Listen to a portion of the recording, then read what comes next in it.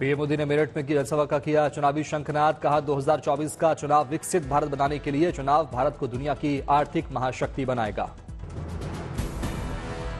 2024 का जनादेश भारत को दुनिया की तीसरी सबसे बड़ी आर्थिक महाशक्ति बनाएगा।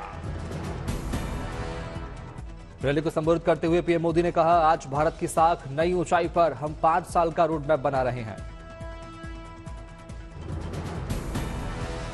पीएम ने मेरठ की धरती को क्रांति और क्रांतिवीरों की धरती बताया। कहा, मेरा मेरठ की धरती से खास रिश्ता है।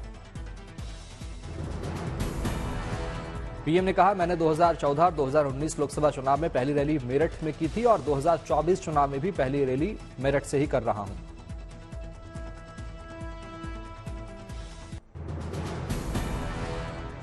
मेरठ में पीएम मोदी की हुंकार। कहा, हम भ्रष्टाचारियों पर कार्रवाई कर रहे हैं, इससे कुछ लोग बौखला गए हैं।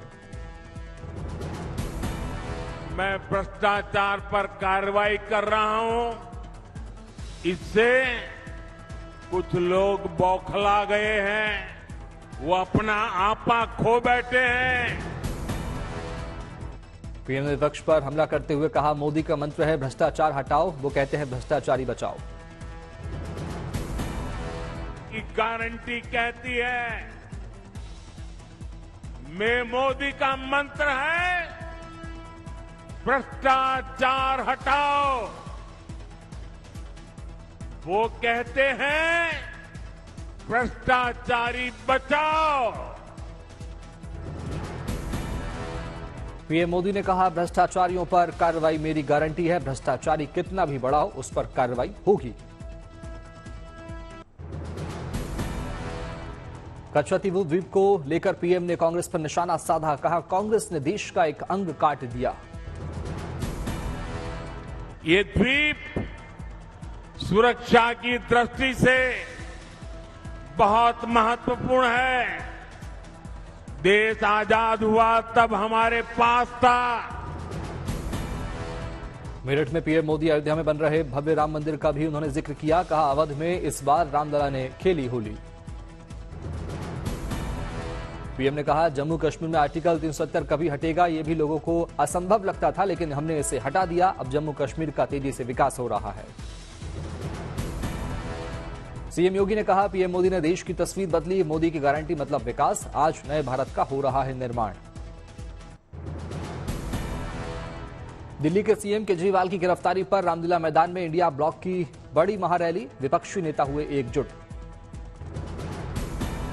आम आदमी पार्टी और कांग्रेस की संयुक्त रैली। इंडिया अलायंस के कई बड़े नेता हुए शामिल। सोनिया, राहुल, उद्धव और खड़गे रहे मौजूद।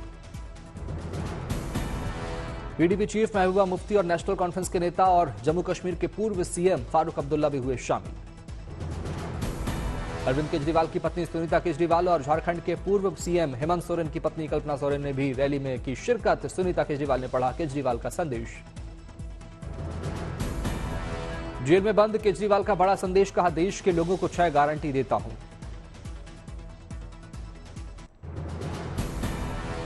सुनीता केजरीवाल ने कहा, सीएम केजरीवाल 6 गारंटी को 5 साल में पूरा करेंगे। सुनीता केजरीवाल ने कहा, केजरीवाल पूरे देश में गरीबों को फ्री बिजली, मोहल्ला क्लिनिक, दिल्ली को पूर्ण राज्य का दर्जा, किसानों को एमएसपी और हर मोहल्ले में सरकारी स्कूल बनवाएंगे। सुनीता केजरीवाल ने अपने संबोधन में कहा, आपके केजरीवाल शेर हैं, उनको ज्यादा दिन जेल में नहीं रख पाएंगे। शेर है शेर, आपके केजरीवाल शेर है शेर। ये ज्यादा दिन तक उनको जेल में नहीं रख पाएंगे। हेमंत सोरेन की पत्नी कल्पना सोरेन ने केंद्र सरकार पर साधा निशाना। कहा, आदिवासी आधी आबादी की आवाज हूं मैं। कल्पना सोरेन ने संबोधन के दौरान झारखंड झुकेगा नहीं, इंडिया रुकेगा नहीं का भी नारा दिया। साथ ही केंद्र सरकार पर हमला बोलते हुए कहा, तानाशाही ताकतों को हराना होगा। आने वाले सब समय में दिखा देना है कि पीछे बैठी यहाँ इंडिया गठबंधन को इतना मजबूत कीजिएगा कि आमने सामने खड़ी तानाशाह ताकत को यहाँ से उखाड़ फेंकना है। बिहार के पूर्व डिप्टी सीएम तेजस्वी यादव ने भी केंद्र सरकार पर साधा निशाना। कहा, मोदी जिस आंधी से आए थे वैसे ही तूफान की तरह चले जाएंगे। ये दिल्ली की भीड़ बता रही है कि मोदी जी जिस तरह से आंधी की तरह आए थे उसी तरह तूफान की तरह चले जाएंगे। तेजस्वी ने पीएम मोदी पर साधा निशाना। कहा, मोदी जी मिलेंगे तो प्रियंका चोपड़ा से मिलेंगे, आपसे नहीं मिलेंगे।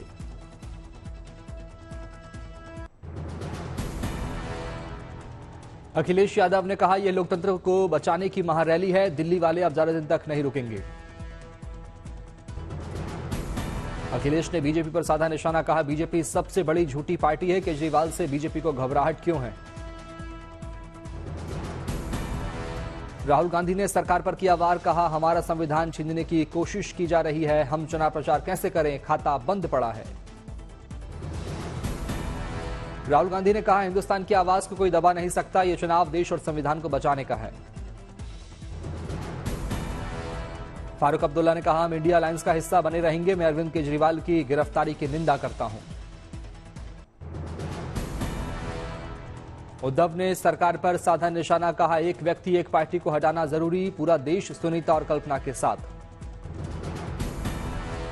उद्धव ठाकरे ने किसानों की आड़ में बीजेपी पर साधा निशाना। कहा, जो सरकार किसानों को आतंकवादी मानती है उस सरकार को दोबारा मत आने दो।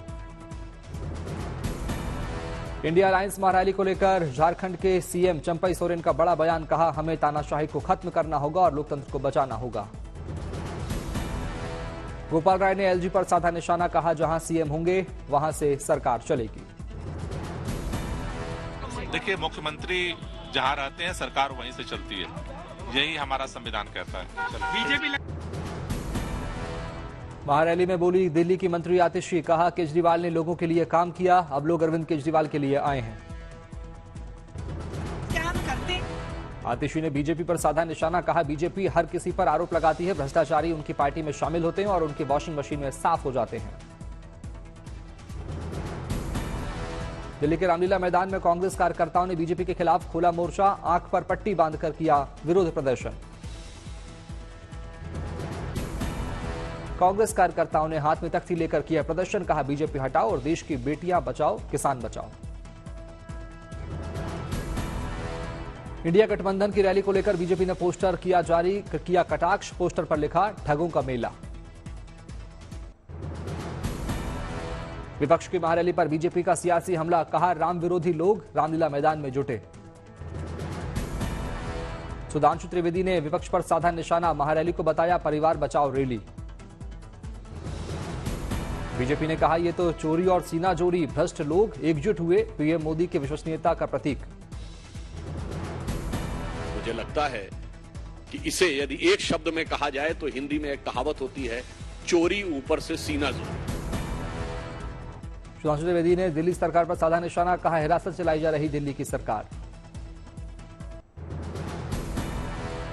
उद्धव ठाकरे ने बीजेपी पर किया वार। कहा, लोगों को भाजपा यानी भ्रष्ट जनता पार्टी का असली चेहरा पता चल गया है। लोकसभा की तैयारी में जुटी कांग्रेस 5 अप्रैल को जारी करेगी घोषणा पत्र। कांग्रेस 3 अप्रैल को शुरू करेगी घर घर गारंटी अभियान। देश भर में 8 करोड़ गारंटी कार्ड बांटेगी कांग्रेस पार्टी। कांग्रेस महासचिव जयराम रमेश का बीजेपी पर कटाक्ष। कहा, बीजेपी जनता की उम्मीदों को नजरअंदाज कर रही है। जयराम रमेश ने बीजेपी पर लगाया आरोप। कहा, बीजेपी का घोषणा पत्र जो इस आखिरी क्षण में शुरू हुआ केवल बक्सों पर टिक लगाने की कवायद है। लालकृष्ण आडवाणी को भारत रत्न से किया गया सम्मानित। राष्ट्रपति मुर्मू ने घर जाकर लालकृष्ण आडवाणी को सौंपा भारत रत्न।